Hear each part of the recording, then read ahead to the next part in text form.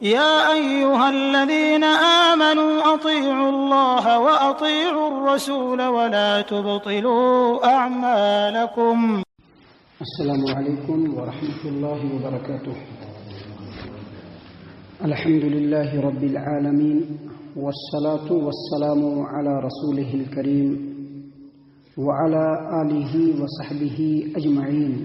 أما بعد، عن أم المؤمنين عائشة رضي الله عنها أن النبي صلى الله عليه وسلم قبل بعض نسائه ثم خرج إلى الصلاة ولم يتوضأ.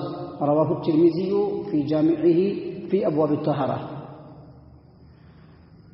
محترم سامعین کرام، بعض لوگوں کا یہ خیال ہے، بعض لوگوں کا یہ کہنا ہے، میں نے خیال اس لیے کہا کہ صرف ان کا خیال ہے، دلیل سے اس کو کوئی لینا دینا نہیں. بعض لوگوں کا یہ خیال ہے کہ اگر کوئی آدمی کسی عورت کو ٹچ کر دے گا، اب چاہے بیوی ہو، بیوی کو چھو دیا یا بیٹی کو چھو دیا یا کسی غیر ہی عورت سے ایسے ہی چلتے چلتے دھوکے سے اس کے ہاتھ سے ہاتھ ٹچ کر گیا یا جسم میں ہاتھ ٹچ کر گیا تو اس سے وضو ٹوٹ جائے گا. بعض لوگوں کا یہ کہنا ہے کہ عورت کو چھونے سے وضو ٹوٹ جاتا ہے.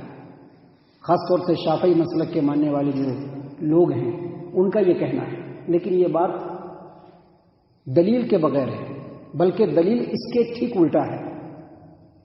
یعنی جو ان کا یہ کہنا ہے کہ عورت کو چھونے سے وضو ٹوٹ جاتا ہے، چاہے بیوی ہو، بیٹی ہو یا کسی بھی عورت کو دھوکے سے ہاتھ لگ گیا تو وضو ٹوٹ جاتا ہے، ان کی بات بلا دلیل ہے.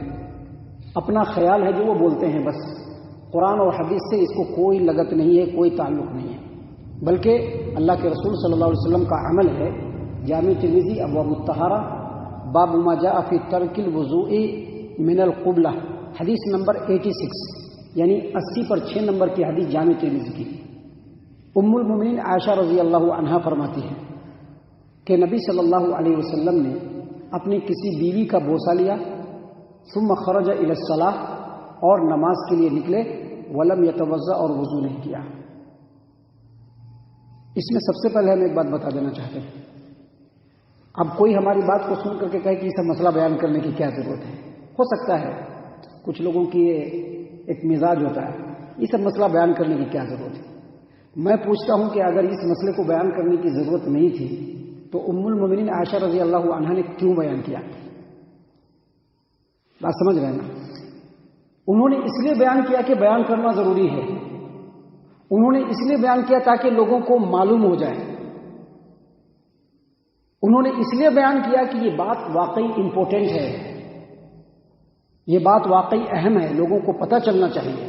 اسی لیے انہوں نے بیان کیا ایک دم کلیئرلی کہ نبی صلی اللہ علیہ وسلم نے اپنی بیویوں میں سے کسی کا بوسہ لیا، چوما، اور چوم کر کے مسجد نماز کے لیے نکلے، ولم یتوضأ، اور بغیر وضو کیے ہی نماز پڑھ لیا، کیونکہ پہلے سے وضو تھا.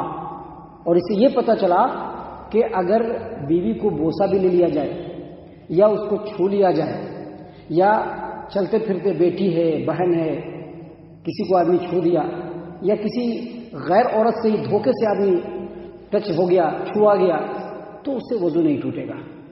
اس سلسلے میں سنن النسائی کتاب الطہارہ کی 2 حدیثیں ہیں. پہلی حدیث ہے حدیث نمبر 166. ام المؤمنین عائشہ رضی اللہ عنہا روایت کرتی ہیں کہ رات کو نبی اکرم صلی اللہ علیہ وسلم بستر پہ نماز پڑھتے تھے اور میں ان کے سامنے جنازے کی طرح سے لیٹی رہتی تھی، اور جب آپ صلی اللہ علیہ وسلم کو وطر پڑھنا ہوتا تو پیر سے میرے جسم میں ٹچ کر دیتے، جگا دیتے کہ میں اب نماز پڑھنے جا رہا ہوں، تم ذرا ٹھیک سے سو جاؤ. بات سمجھ رہے ہیں نا؟ ایک حدیث ہے. اور دوسری حدیث ہے 167 کتاب الطہارہ سنن النسائی کی 160 پر 7 نمبر کی روایت. ام المؤمنین عائشہ رضی اللہ عنہا بیان کرتی ہیں کہ میں نبی صلی اللہ علیہ وسلم کے سامنے لیٹی ہوتی، رات میں آپ صلی اللہ علیہ وسلم نماز پڑھ رہے ہوتے تھے، لیٹی ہوتی تھی اور آپ صلی اللہ علیہ وسلم نماز پڑھ رہے ہوتے تھے. جب آپ صلی اللہ علیہ وسلم کو سجدہ کرنا ہوتا تو آپ صلی اللہ علیہ وسلم اپنے ہاتھ سے میرے پیر کو ایسے دبا دیتے اور میں اپنے پیر کو سمیٹ لیتی اور پھر آپ صلی اللہ علیہ وسلم سجدہ کرتے. اب دونوں حدیث کو دیکھیے، ایک حدیث میں نماز کے باہر آپ صلی اللہ علیہ وسلم نے ٹچ کیا اور دوسری حدیث میں نماز کے اندر نبی صلی اللہ علیہ وسلم نے ٹچ کیا، لیکن وضو نہیں ٹوٹا. اسی لیے جو شریعت کا مسئلہ ہے وہی اہم ہے. میں اس لیے بتاتا ہوں کہ لوگوں کے اپنے اپنے خیالات ہوتے ہیں، لیکن ایک مسلمان کے لیے ضروری ہے کہ صرف اللہ اور اس کے رسول صلی اللہ علیہ وسلم کی باتوں کو ہی پیروی کرے. اپنے سماج و معاشرے میں لوگ کیا عمل کر رہے ہیں وہ دلیل نہیں ہو سکتا ہے. ہمارے اماں بابا نے جو عمل کیا ہے وہ دلیل نہیں ہو سکتا ہے. ہمارے خاندان اور پرکھے کے لوگوں نے عمل کیا وہ دلیل نہیں ہو سکتا ہے. دلیل یہ ہے جو ہم نے آپ کے سامنے پیش کیا ہے. حدیث بھی بتلایا، حدیث نمبر بھی بتلایا. آپ ریکارڈنگ بھی ہے، اس کو آپ کبھی بھی دیکھ سکتے ہیں جا کر کے. یہاں پر کتابیں یہاں آپ چیک کر سکتے ہیں. نہیں دوسری جگہ سے آپ کو اگر جامع ترمذی لانا ہے، سنن النسائی لانا ہے، لے کر کے آئیے، ہم اس میں دکھلا دیں گے انشاءاللہ. سامعین کرام، اسی طرح سے ایک اور روایت ہے صحیح مسلم کتاب الصلاح حدیث نمبر 480 پر 6، اور جو دارالسلام کی جو نمبرنگ سسٹم ہے اس میں حدیث نمبر 1090. صحیح مسلم کتاب الصلاح کی روایت ہے. ابو ہریرہ رضی اللہ عنہ روایت کرتے ہیں کہ ام المؤمنین عائشہ رضی اللہ عنہا نے روایت کیا. کیا روایت کیا؟ انہوں نے کہا کہ میں نے ایک رات رسول اللہ صلی اللہ علیہ وسلم کو بستر پہ نہیں پایا. اب شوہر و بیوی سوئے رہتے ہیں نا، اب رات میں جو ہے اچانک نیند کھلتی ہے تو ایسے دیکھتے ہیں کہ ہے کہ نہیں ہے. ایسا دیکھا تو نہیں، ہاتھ پڑا تو اب چیک کرنے لگے کہ ہے کہ نہیں ہے. تو انہوں نے کہا کہ میں نے نبی صلی اللہ علیہ وسلم کی طرف ایسے ہاتھ کیا تو وہ پائے نہیں، نبی صلی اللہ علیہ وسلم ملے نہیں مجھ کو، تو میں فوراً اٹھ گئی. کہتی ہے کہ اب پہلے ابھی نا ہمارے یہاں بہت سارا چیزیں فوراً جا کر کے بتی جلا دیتے ہیں، UPS بھی گھر میں رہتا ہے تو فوراً جو ہے روشنی. اس زمانے میں ایسا نہیں تھا، اندھیرا تھا. تو کہتی ہیں کہ میں نبی صلی اللہ علیہ وسلم کو بستر پر نہیں پایا تو ایسے ہاتھ سے ٹٹولنے لگی کہ کہاں ہے نبی صلی اللہ علیہ وسلم. ایسے ٹٹولتے اب جیسے یہ مسجد ہے نا، تو مسجد کے ادھر نبی صلی اللہ علیہ وسلم کا حجرہ تھا. یہ مسجد ہے اور مسجد کے اس طرف جو ہے نبی صلی اللہ علیہ وسلم کا حجرہ تھا جس میں آپ صلی اللہ علیہ وسلم رہتے تھے. تو اب حجرے سے وہ نکل کر کے مسجد کے اندر آ کر کے ٹٹولنے لگی. تو فرماتی ہیں کہ میرا ہاتھ آپ صلی اللہ علیہ وسلم کے تلوے پر پڑا اور آپ کس حالت میں تھے؟ نماز میں تھے. ایسے سجدے میں جو ہے پیر کھڑا ہوا ہے اور میرا ہاتھ جو ہے نبی صلی اللہ علیہ وسلم کے تلوے پر پڑا. تو میں نے دیکھا کہ آپ صلی اللہ علیہ وسلم دونوں پیر کھڑے کیے ہوئے ہیں اور سجدے میں ہیں اور آپ دعا پڑھ رہے ہیں. کون سی دعا پڑھ رہے ہیں؟ نبی صلی اللہ علیہ وسلم کی دعا بھی ہم آپ کو پڑھ کر کے سنا دیتے ہیں. وہ دعا پڑھ رہے تھے اللہم انی اعوذ برضاک من سخطک وبمعافاتک من عقوبتک واعوذ بک منک لا احصی ثناء علیک انت کما اثنیت علی نفسک. یہ دعا ہے جو نبی صلی اللہ علیہ وسلم رات میں اٹھ کر کے نماز پڑھتے تھے تو سجدے میں یہ دعا پڑھا کرتے تھے. یہاں پر دو بات ثابت ہوئی. پہلی بات کیا؟ نبی صلی اللہ علیہ وسلم فجر کے پہلے اٹھ کر کے رات کی نماز پڑھا کرتے تھے، ہے نا. پہلی بات یہ ثابت ہو گئی. لیکن ہم لوگ فجر کی نماز بھی نہیں پڑھ پاتے ہیں، یہ ہمارا المیہ ہے. پہلی بات یہ ثابت ہوئی. دوسری بات یہ ثابت ہوتی ہے کہ نبی صلی اللہ علیہ وسلم نماز میں ہیں اور نماز میں ام المؤمنین عائشہ رضی اللہ عنہا نے ان کے پیر کو چھوا، قدم کو چھوا، لیکن نبی صلی اللہ علیہ وسلم کا وضو نہیں ٹوٹا. لہذا اگر آج کوئی کہتا ہے کہ عورت کو چھو دینے سے یا عورت کے چھو لینے سے وضو ٹوٹ جاتا ہے، وہ سراسر باطل ہے، بے دلیل ہے. شریعت سے اس کو کوئی تعلق اور کوئی واسطہ نہیں ہے. یہ اپنی بات ہے، اپنا خیال ہے جو لوگ بولتے ہیں.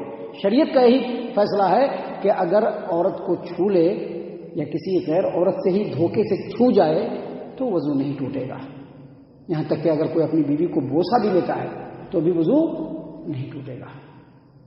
بات ایک دم کلیئر ہے. اب ایک بات اور ذہن نشین رکھیے. وضو ٹوٹتا ہے ریاح کے خارج ہونے سے، ہم نے بتلایا تھا اس سلسلے میں. اب حدیث آپ کے سامنے پیش کرتے ہیں. ریاح خارج ہونے سے وضو ٹوٹتا ہے. اب آدمی نماز میں ہوتا ہے تو کبھی کبھی اس کو محسوس ہوتا ہے کہ ریاح خارج ہوا، تو اس وقت یقین کا ہونا ضروری ہے. اگر یقین ہو تو آپ نماز کو توڑ کر کے نکلیے، اگر یقین نہیں ہو تو نماز توڑ کر کے نکلنے کی ضرورت نہیں. دیکھیے ایک حدیث ہے ابو ہریرہ رضی اللہ عنہ کی روایت ہے. صحیح مسلم کتاب الحیض حدیث نمبر 362 اور دارالسلام نے جو نمبرنگ سسٹم کیا اس سے 805 نمبر کی حدیث ہے کہ ابو ہریرہ رضی اللہ عنہ نے کہا کہ رسول اللہ صلی اللہ علیہ وسلم نے فرمایا کہ تم میں سے کوئی نماز پڑھ رہا ہو اور اس کو لگے کہ پیٹ سے کچھ نکل کر کے پیچھے سے نکلا ہے، تو نبی صلی اللہ علیہ وسلم نے کہا کہ اس وقت تک وہ مسجد سے باہر نہ نکلے وضو کرنے کے لیے جب تک کہ وہ آواز نہیں سن لے یا بو محسوس نہیں کر لے. تو اس سے یہ پتہ چلا کہ وضو ٹوٹنے کا یقین ہونا چاہیے، تبھی جا کر کے وضو کرنا چاہیے. اگر یقین نہیں ہے، صرف شک ہے، تو شک کی بنیاد پر دوبارہ وضو کرنے کی ضرورت نہیں ہے. سامعین کرام، وضو ٹوٹنے کے تعلق سے ابھی اور بھی باتیں ہیں، اور بہت ہی امپورٹنٹ اور انتہائی اہم ترین باتیں ہیں جو کل اور کل کے بعد کے درسوں میں ہم خالص اللہ اور اس کے رسول صلی اللہ علیہ وسلم کی تعلیمات کی روشنی میں آپ کے سامنے پیش کریں گے. اللہ تعالیٰ سے دعا ہے کہ اللہ تعالیٰ ہم تمام کو ان تمام باتوں کے اوپر خوب ٹھنڈے دل سے غور و فکر اور تدبر کرنے کی توفیق عنایت فرمائے. اللہ تعالیٰ ہم تمام کو صحیح معنوں میں پکا سچا مومن مسلمان بنائے. اللہ تعالیٰ ہم تمام کو اللہ اور اس کے رسول صلی اللہ علیہ وسلم کی اطاعت و فرما برداری کرنے والا بنائے. صحابہ کرام رضی اللہ عنہم کے طریقے پر چلنے والا بنائے. جنت الفردوس میں جگہ عطا فرمائے. اے اللہ ہم تمام کو جہنم سے پناہ دے. اے رب العالمین ہم تمام کو جہنم سے پناہ دے. اے مالک الملک ہم تمام کو جہنم سے پناہ دے. آمین یا رب العالمین. وما علینا الا البلاغ المبین.